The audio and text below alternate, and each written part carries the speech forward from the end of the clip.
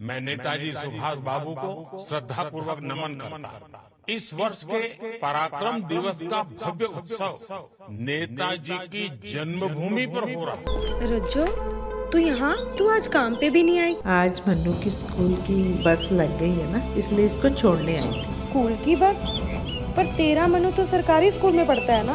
हाँ जी दीदी, अब सरकारी स्कूलों में 200 बसें चल पड़ेंगी, जिसका फायदा मेरे मन्नू जैसे 10,000 बच्चों को होगा। सरकारी स्कूलों ਨੂੰ भी बहुत शानदार ਬੱਸਾਂ ਅਸੀਂ ਦੇਵਾਂਗੇ। पहले बैच वास्ते 20,000 बच्चे ਦਾ ਅਸੀਂ ਪ੍ਰਬੰਧ कर रहे हैं।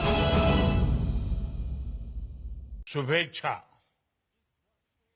आज नेताजी सुभाष चंद्र बोस की जन्म जयंती के इस पावन अवसर पर पूरा देश श्रद्धापूर्वक उन्हें याद कर रहा है।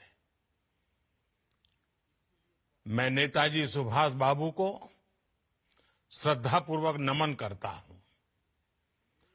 इस वर्ष के पराक्रम दिवस का भव्य उत्सव नेताजी की जन्मभूमि पर हो रहा है। मैं ओडिशा की जनता को, ओडिशा सरकार को इसके लिए बहुत बहुत बधाई देता हूं। कटक में नेताजी के जीवन से जुड़ी एक विशाल प्रदर्शनी भी लगाई गई है। इस प्रदर्शनी में नेताजी के जीवन से जुड़ी अनेक विरासतों को एक साथ सहेजा गया है। कई चित्रकारों ने कैनवास पर नेताजी के जीवन प्रसंग की तस्वीरें उकेरी हैं। इन सब के साथ नेताजी पर आधारित कई पुस्तकों को भी इकट्ठा किया गया है। नेताजी की जीवन यात्रा की ये सारी विरासत मेरे युवा भारत, माय भारत को एक नई ऊर्जा देगी। साथियों, आज जब हमारा देश विकसित भारत के संकल्प की सिद्धि में जुटा है, तब नेताजी सुभाष के जीवन से हमें निरंतर प्रेरणा मिलती है। नेताजी के जीवन का सबसे बड़ा लक्ष्य था आजाद हिंद। उन्होंने अपने संकल्प की सिद्धि के लिए अपने फैसले को एक ही कसौटी पर परखा, आजाद हिंद। नेताजी एक समृद्ध परिवार में जन्मे। उन्होंने सिविल सर्विसेज की परीक्षा पास की। वो चाहते तो अंग्रेजी शासन में एक वरिष्ठ अधिकारी बनकर आराम की जिंदगी जीते, लेकिन उन्होंने आजादी के लिए कष्टों को चुना, चुनौतियों को चुना, देश विदेश में भटकना पसंद किया। नेताजी सुभाष कंफर्ट जोन के बंधन में नहीं बंधे।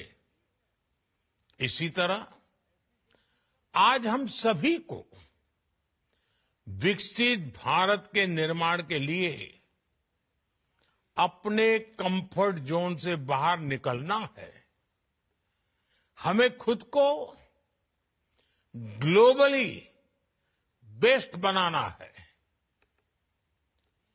एक्सीलेंस को चुनना ही है। एफिशिएंसी पर फोकस करना है। साथियों, नेताजी ने देश की स्वतंत्रता के लिए आजाद हिंद फौज बनाई। इसमें देश के हर क्षेत्र, हर वर्ग के वीर और वीरांगनाएं शामिल थी। सबकी भाषाएं अलग अलग थी, लेकिन भावना एक थी। देश की आजादी। यही एकजुटता आज विकसित भारत के लिए भी बहुत बड़ी सीख है। तब स्वराज के लिए हमें एक होना था, आज विकसित भारत के लिए हमें एक रहना है। आज देश में, विश्व में हर तरफ भारत की प्रगति के लिए अनुकूल माहौल है। दुनिया भारत की ओर देख रही है कि कैसे हम इस 21वीं सदी को भारत की शताब्दी बनाते हैं। और ऐसे महत्वपूर्ण कालखंड में हमें नेताजी सुभाष की प्रेरणा से भारत की एकजुटता पर बल देना है।